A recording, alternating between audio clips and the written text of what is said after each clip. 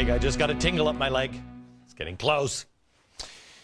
All right, we told you last week that President Obama apparently considers about 65 or 70% of Americans who are in favor of legal immigration, who just care about the rule of law.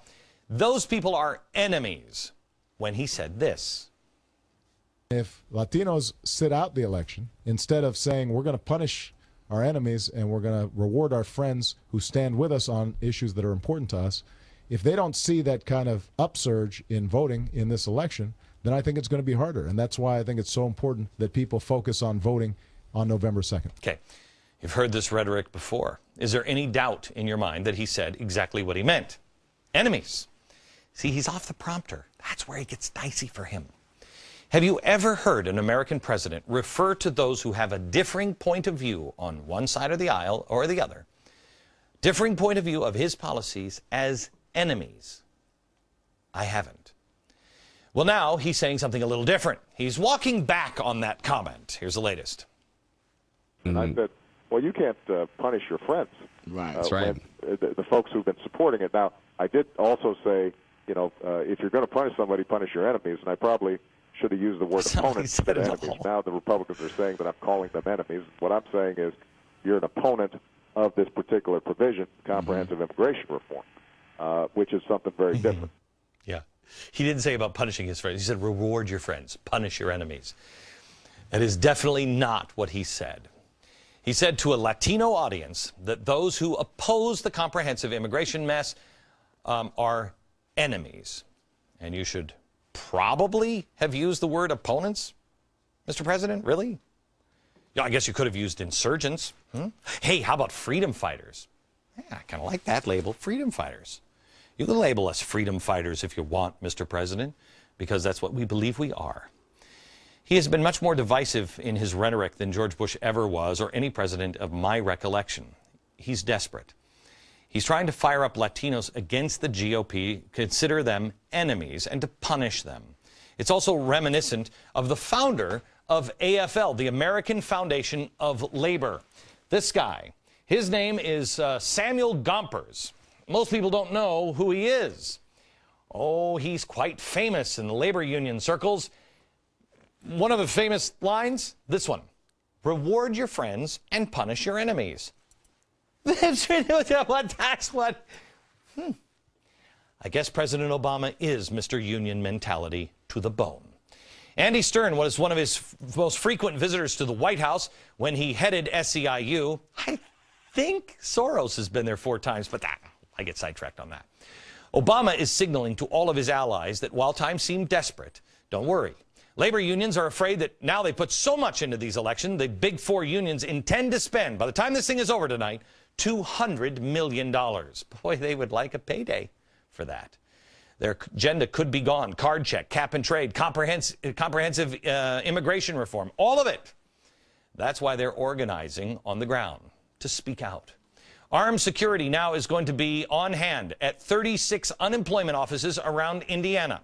A spokesman said the agency is merely being cautious with the approach of an early December deadline when thousands of Indiana residents could see their unemployment benefits end after 99 weeks. Who's been organizing and been there holding these 99ers and saying, oh, we care about you, SEIU? They have already organized this unemployed force, stirring up anger.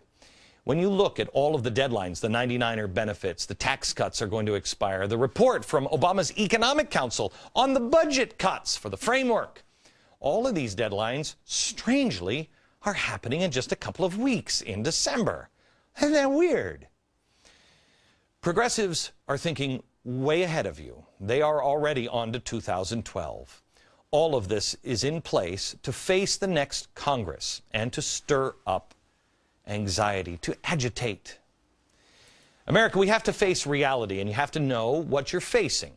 Tomorrow, the Fed decides on whether they will print $500 billion or $1 trillion more cash. Just print it.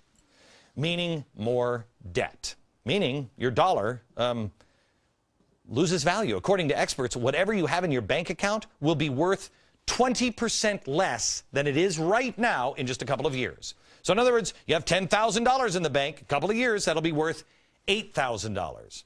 If you're on a fixed income, what does that mean to you?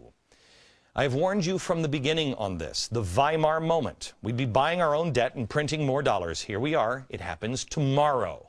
Tomorrow. All of this is in place. This is what you have to do. You have to realize what is happening. You have to realize that they are printing all of that extra money. More debt. More debt.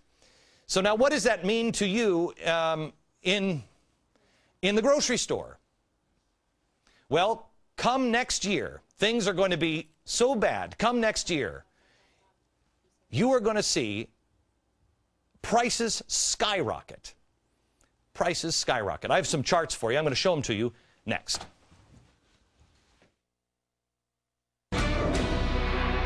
All right.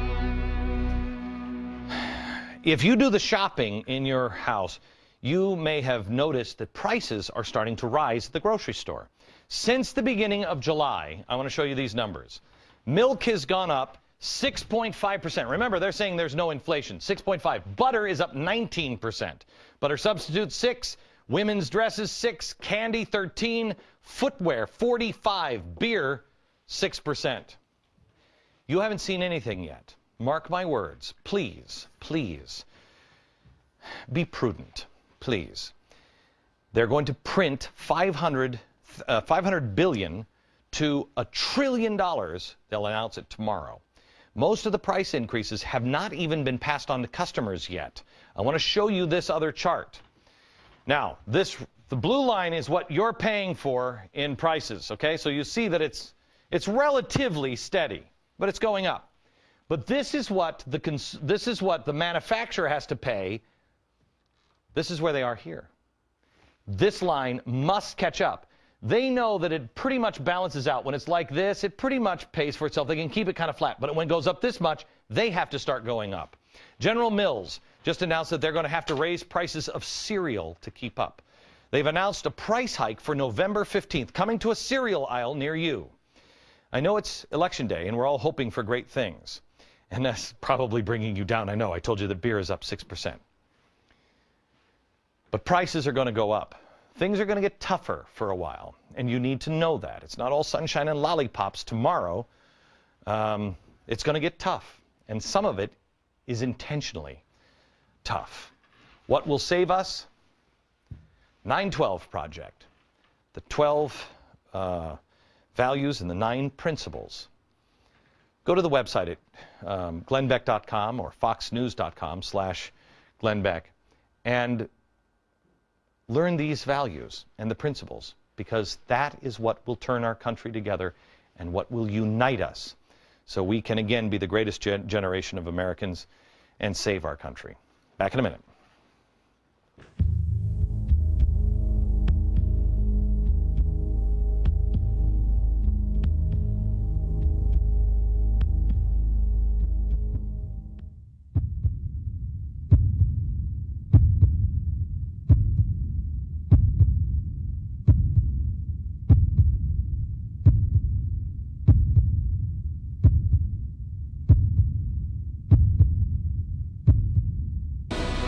I started this program asking you to remember how far you have come in the political process in the last 2 years. But I want to end here.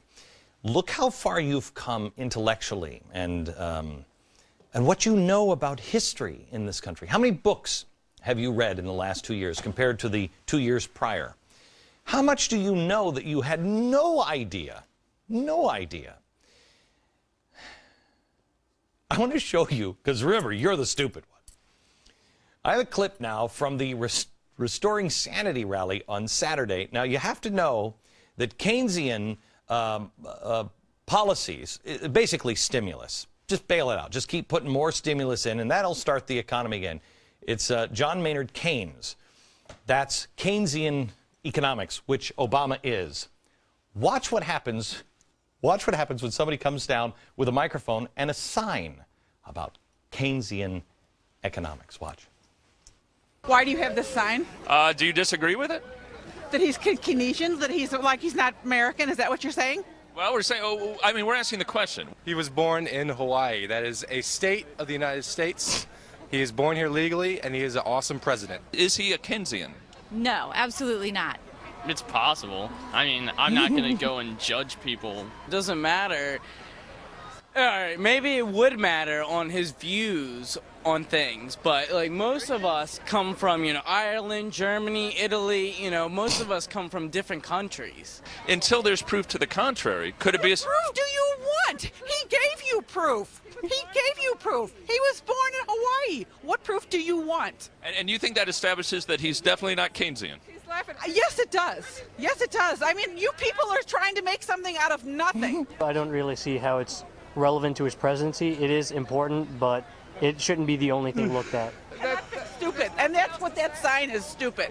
And Americans, I'll tell you what, hopefully on November, that people are going to know that most Americans are not stupid and don't buy this. I don't know what his economic policies really are, personally, so I can't really answer that question. It's hard to know until we have proof one way or the other, right? Right.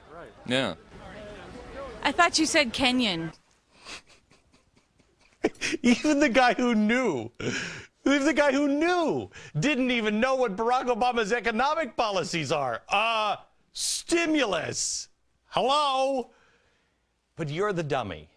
Don't buy into any of this crap. By the way, you can find that video at theblaze.com. Send that around to your friends. It's fantastic.